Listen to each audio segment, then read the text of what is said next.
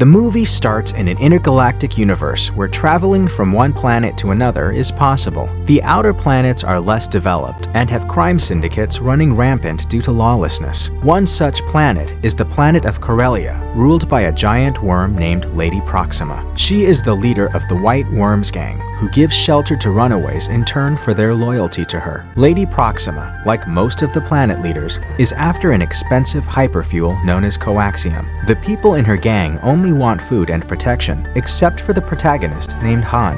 He dreams of becoming an established pilot and owning his own ship one day. Han's ambitions make him different from the rest of the population. One day, he is tasked to trade coaxium with another gang for Lady Proxima. However, he is betrayed and chased after being robbed of the money.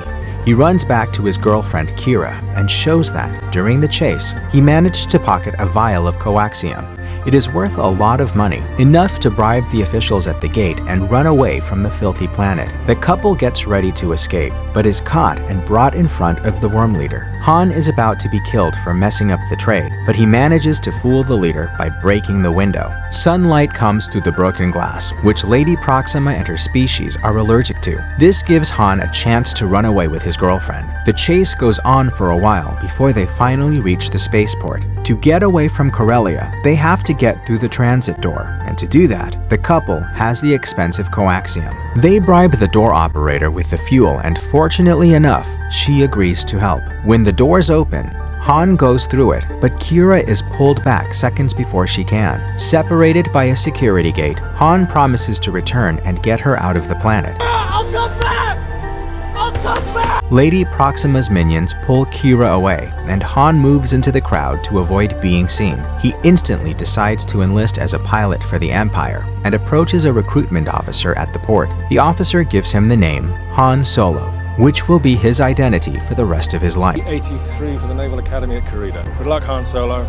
Cut to 3 years later, Han is fighting on a planet named Mimban as an Imperial infantryman. It turns out that he was kicked out of the flight academy for having ideas of his own. As the battle of death continues, all of Han's people are killed. When his life is in danger, Han finds 3 thieves posing as fighters: Beckett, his girlfriend Val, and an alien named Rio. Not wanting to be a part of the Imperial Army anymore, Han requests to join the group of robbers. He also thinks that this group will lead him to Corellia faster than the Imperial Army. However, when Beckett doesn't allow him to join, they get into an argument. It ends with Beckett tricking him into being thrown in jail to a humanoid beast named Wookiee Chewbacca. Wookiee attacks Han and is ready to eat him alive before Han reveals that he can understand and speak Wookiee's language. Being able to communicate, both of them quickly decide to work together to escape the prison. By breaking the beam that holds them together, Han collapses the ceiling and spills the 2 guards to the ground. The 2 escape and see Beckett, Val, and Rio leaving on a ship. Rio, impressed by Han's ability to communicate with Wookiee, convinces Beckett to bring the 2 on board with them. Since Wookiee's strength would do them good, the 2 are let into the group. Before their next task, the group takes a night's rest on the snow-covered planet Vandor. As they chat around the campfire, Val wonders why Han is so desperate to go to a planet like Corellia. Han tells him that it is for a girl he loves and dismisses the conversation. Then, Beckett informs Han that they are attempting to steal a huge amount of coaxium from a train on behalf of the folks for whom they serve. He proves his trust in Han by disassembling a DL-44 blaster rifle, converting it into a handgun, and handing it over to him. The group finds the target train the next day and goes in for the theft. They discover the coaxium, but are ambushed by a band of Cloud Riders. Rio gets shot as he flies the spacecraft overhead, forcing Han to control the ship. Rio eventually falls weak and dies because of his injuries, leaving their group vulnerable. Val is at the end of the tracks, just over a precipice, when she is surrounded by the Cloud Riders. To protect her group and prevent the coaxium from getting into the wrong hands, she blows herself up with the tracks. The train plummets to the ground. Han also drops the coaxium since the ship isn't strong enough to draw it away from the Cloud Riders. The coaxium bursts, causing a large chunk of the mountain to collapse. A devastated Beckett leaves memorials for Rio and his girlfriend Val. After gathering himself together, he punches Han in the face, blaming him for ruining the mission and for the death of his family. He also reveals that they were supposed to deliver the coaxium to a criminal named Dryden. the leader of the Crimson Dawn Syndicate. Beckett worries Dryden will murder him without the coaxium. Han offers himself and Wookiee to assist Beckett in locating another stockpile of coaxium and reaching a fresh agreement with Dryden. Beckett is reluctant to work alongside them again, but he grudgingly agrees to let them accompany him. The next day, three proceed to Dryden's expensive ship parked nearby. While at a party organized by the criminal, Han notices Kira. He hugs her, ecstatic to see his lover after so many years. She too smiles, but it doesn't reach her eyes. She turns out to be working for Dryden for a couple of years. Somewhere in a private room, Dryden murders the regional governor,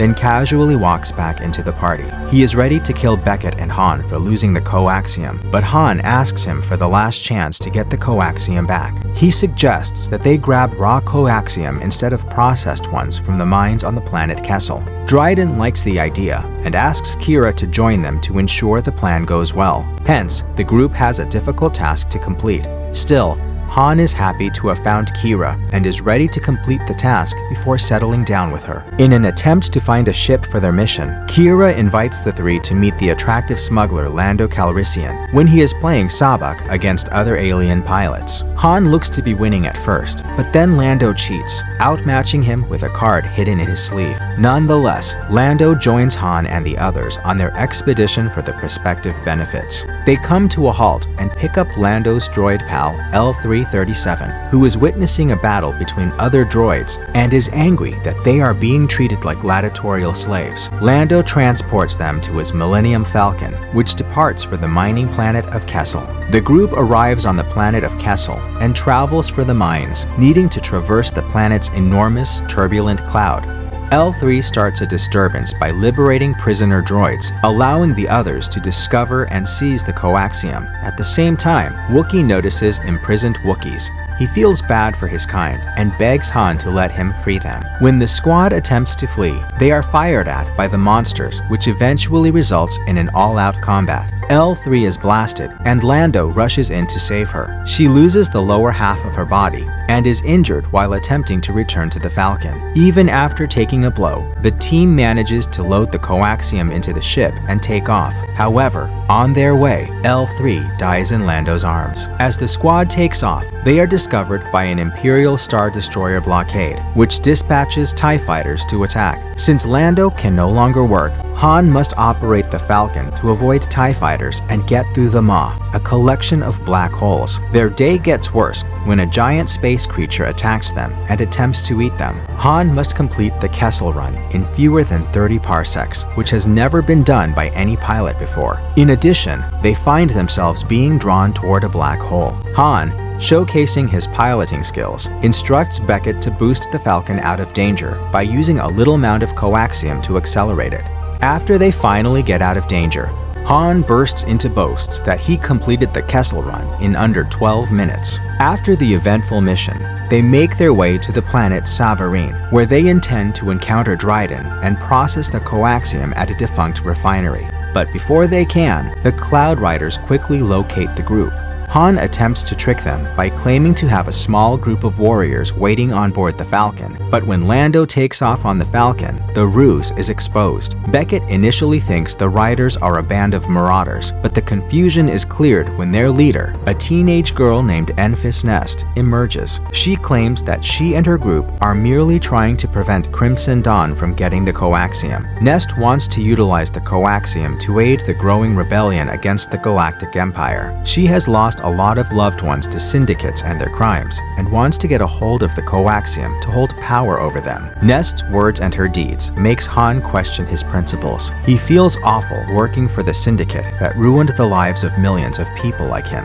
After a lot of thinking, he decides to double-cross Dryden and provide him with the fake coaxium instead of the real one. After a while, Dryden's spacecraft arrives nearby, so Han, Kira, and Wookiee carry the coaxium to him. When everyone thinks that the mission is completed, Dryden surprises them by claiming the coaxium sample is fake. He accuses Han of going against him and trying to sell the coaxium to the Cloud Riders. Han tries defending himself, but is surprised yet again upon finding out that Beckett is Dryden's spy who has been feeding him information about the group's true motive. Han feels betrayed, but he is not shocked because he has predicted that Beckett is loyal to his master. He reveals that he borrowed a page from Beckett's playbook and had already predicted that Beckett would betray them. It turns out that the coaxium present in the space is genuine, and the Cloud Riders are powerless. After finding this out, Beckett holds Wookiee and the coaxium captive. In a final showdown, Han and Kira fight Dryden. The villains win for the first half of the fight, before Kira eventually overcomes him and uses his own sword to stab him in the heart. After his death, Han runs to seek the coaxium and save Wookiee. A while later, Han finally catches up to Beckett. Beckett tries to talk his way out of the situation, but secretly draws his gun out. However, Han, well aware of his habits, shoots first and kills the betrayer. Somewhere else, Kira contacts her true boss, a shadowy figure who reveals himself to be a man named Darth Maul. She tells him about the mission's failure, and he assigns her to Dryden's former position. At last, she leaves on Dryden's ship, passing over Han and Wookiee because she wants to continue her new life without Han. After everything ends, Han gives the coaxium to Enfys and her team, hoping they will use it for universal good. Enfys is thankful for his help and offers him a chance to join them. However, Han declines and leaves with his new best friend Wookiee. A few days later, Han finds Lando and challenges him to another game of sabak. Bound by his old habits, Lando tries cheating again. Only this time, Han manages to swipe Lando's cheat card from him before the match. That way, he wins the game fairly, and he gets the Falcon. Along with Wookiee, Han decides to head to Tatooine, where a gangster is putting together a crew for another mission. In the last scene, we see Han put the Falcon into hyperspace and take off.